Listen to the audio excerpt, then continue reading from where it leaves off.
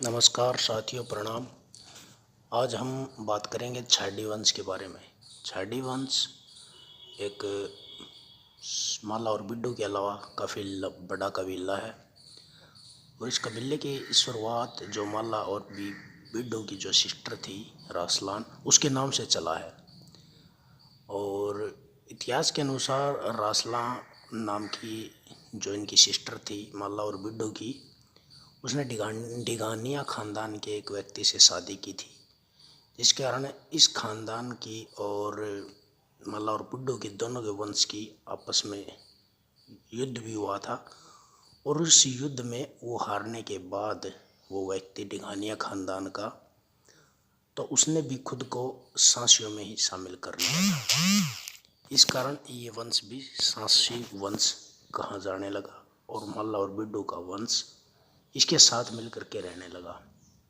और इतिहास के अनुसार माला के 11 और माला के 12, बिड्डू के 11 और इस रासलान वंश के 13 लड़के बताए गए हैं। इन्हीं के अनुसार ही ये सारा वंश आगे चला था।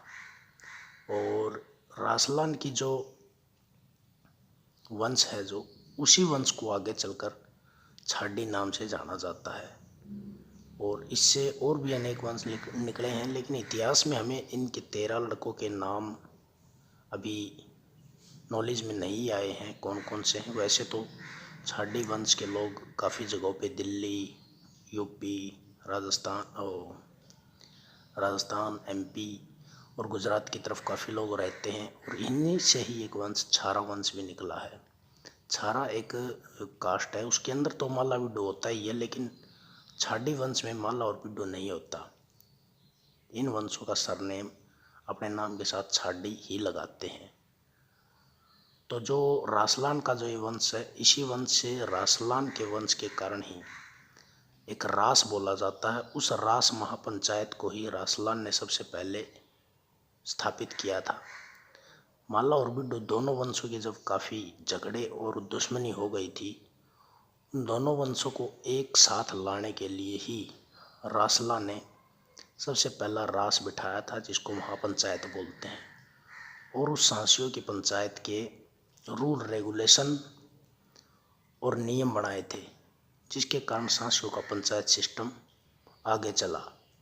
और इसी कारण माला और बिड्डू दोनों वंशों में एक एकजुटता बनी और इस कारण ये सांसी कबीला आगे बढ़ा। तो रासलान वंश के बारे में हमारे पास इतनी ही जानकारी मिलती है। ज़्यादा अगर रासलान वंश के व्यक्तियों के पास इनके वंशों की या रासलान के कितने लड़के थे उनकी जानकारी हो तो कमेंट में ज़रूर शेयर करें सभी साथी, ताकि आगे फिर किसी वीडियो में रासलान से नीचे की वंश बेल बताई जा सके। और इसके बाद हम आप सभी लोगों से आग्रह करते हैं कि इस चैनल को ज़्यादा से ज़्यादा लोगों तक पहुंचाएं, लाइक और सब्सक्राइब करें, ताकि ये चैनल ज़्यादा से ज़्यादा लोगों तक पहुंचे। और उसके बाद आप लोग इस पर कमेंट भी करते रहा करें, क्योंकि कमेंट के अनुसार ही हम आगे की वीडियो डालते हैं।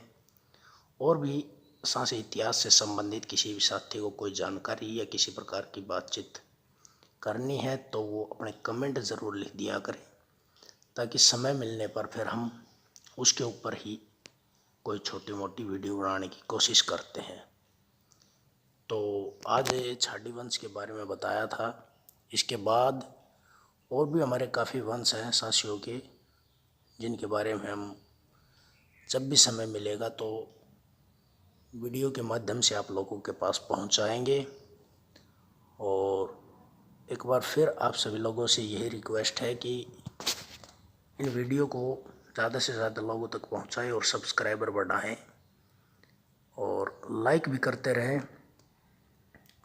तो सभी साथियों का बहुत बहुत धन्यवाद जो आपने ये वीडियो देखी।